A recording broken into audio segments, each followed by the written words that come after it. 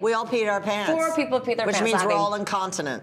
Coming up on the Real Housewives of Beverly Hills after show. Jagger, he's like, are you and Daddy divorced? I'm sorry, This I is hate the to interrupt. thing I'm so sorry. Of all the things that Sutton has ever done, I can tell you this was the most cutting. I said, excuse me. The sponsor's the one who suggested that we take some time apart and separate. You gave up the accountability, PK. You don't get other people to fight your fights for you. What I would like to see is that we're able to feel comfortable telling one another how we feel. Yes, I would like that too. Praise Jesus, just let us eat. Dorit did have plans with me one night and then canceled with me to go with you, and she didn't know I knew that. The Real Housewives of Beverly Hills after show starts right now. Dorit, let's talk about the day you and PK decided to separate. Felt totally blindsided. The day PK and I decided to separate, it was him, his sponsor, and myself in our backyard. And his sponsor was doing the talking. His sponsor's the one who suggested that we take some time apart and separate. Wait, his friend said it? Yeah. Girl, ain't no way. Yep. No. Yep, his sponsor. His sponsor said... Sponsor and friend, you know. I'm sorry. I know. Why did his sponsor need to say it? Well, he sort of said it like, I think the best thing for you guys is to take some time apart. And I was waiting. Girl, with all due respect, the sponsor is supposed to advise him on his sobriety. Yes. Okay? Yes. Now you enter our sacred marriage. Yes. And then you want to tell me what we should do. I know. Oh, absolutely not. I know. You know, he was a friend first. Still. I don't care if it was your still. mom. I would want more for you.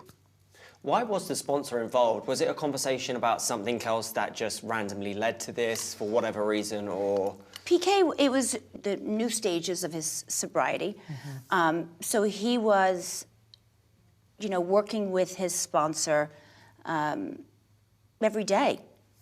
And I was really, really grateful because he really helped PK. But see, but again, I still have a problem with it. Oh, because I'm I'm with like, look, that's like you talking to your mom or your best friend or your, you know, some religious leader or something like that about things that are going on in your life.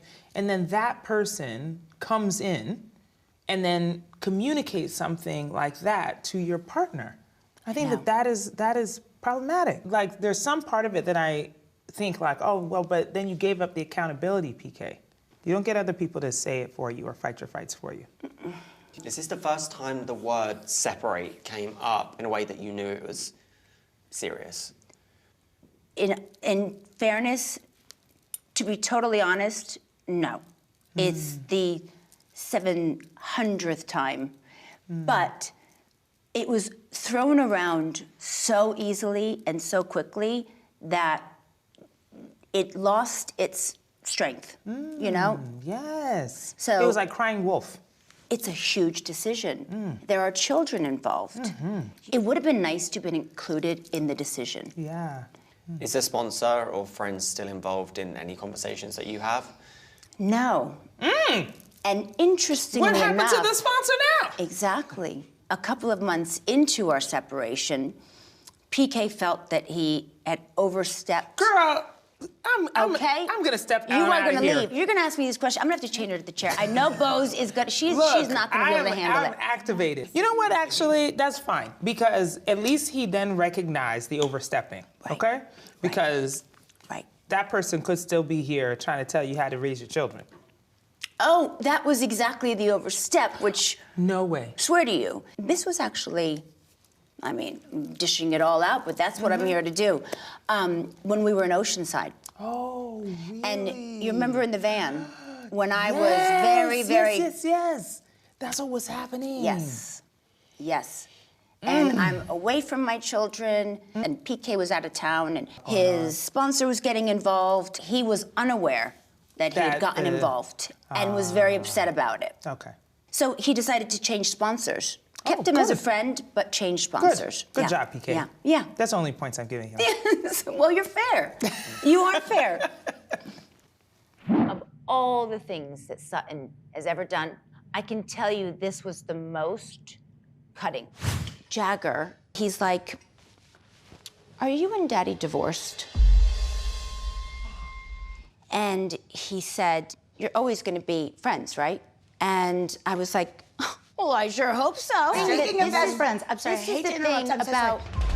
And I think we need to get going because it does take us a while to get out there. I do not regret interrupting Dorit to get us on the road to be on time for my friend's party. Does Dorit regret starting a story that could have been shared at Garcelle's beach house? You don't have to like me. You don't have to care about my kids' feelings. You don't have to have a heart. I haven't seen much evidence of one anyway. But at the very least, especially the person that bound all of our hands together, talking about some sisterly bonds, that bullshit that spewed out of her mouth to behave like that, it just speaks volumes as to who she is. I said, excuse me. And Sutton said, oh, there's a pause. But that was the first pause she took because then she was Sometimes you just gotta get in the pause. She just got Gotta get in the pause. Yes. And I said, excuse me, and I thought that the story was over. She thought it was over because she wasn't listening. She was I was She was like, listening. no, I'm looking for an I was empty totally spot listening, in which I and can I get said, the show on the "Excuse me." road. It's like on the highway when you want to get in, you right. want to get in, you got to My find that empty blinker had spot. been on. My blinker had been on. I still managed to bring, a really great attitude and have fun. But I remember getting into the car feeling like, this is not a group of women. But that you want to share things with. Yeah. It just felt really yucky. My hope for Erika is that she falls madly, deeply, stupidly in love. Yes, Like at least one time in her life. Yes. Erika has never been in love. In love where you feel it in your whole body. I mean, I feel sex like that, but love? I mean, I gotta have some penetration to get there. Oh, Jesus. Father God, we commit Erika into your hands. Yes. Let the girl get stupid. Yes. Yes. Yeah, Amen. yes. Do you know that I tried to go on Raya and they told me no? Oh, there was somebody else who was telling me they were like, oh, Sutton can't get on her either. By the way, I'd like to say I'm very single and I'm auditioning. I think the next one's got to be fine as hell. Oh. Don't you think? Oh, yeah. Yeah. For sure. Gorgeous. If you know her type, Oh, yeah. What I is know her her type type. then? Okay, what celebrity? I would say like an Idris Elba. You are so Get the hell out of here. spot on. Tall, dark, handsome, wealthy, younger, blonde too. Yes. All right, Erika, I see you. I do think intelligence is important for me. She needs someone who can match her wit. Yes. Beirut is almost like Los Angeles in the sense that it was the sea to the mountains in the snow. Exactly. Can't be no dummy out here for Erika. 1,000%. Okay? Got to be able to talk about weird shit with me. She needs to be Of course. adored. Don't we like, all want to be absolutely adored? doted on, adored, Yes, spoiled. spoiled. I mean, I had a rich man and then he made me a poor woman. But here's the other thing. I really enjoy, at this time in my life, making my own money and taking care of myself. Now, if someone would love to shower me with beautiful things, of course. But being beholden to a man ever again, I don't know about that. So are you looking for anything I'm looking for a serious? good time. Just a good time, nothing serious. Well, I don't. What if you fall in love at the first time? Because you said you've never actually. What if I do? felt I mean, like that's those- possible. I've already had children. I've already been married twice. I'm still married because I am.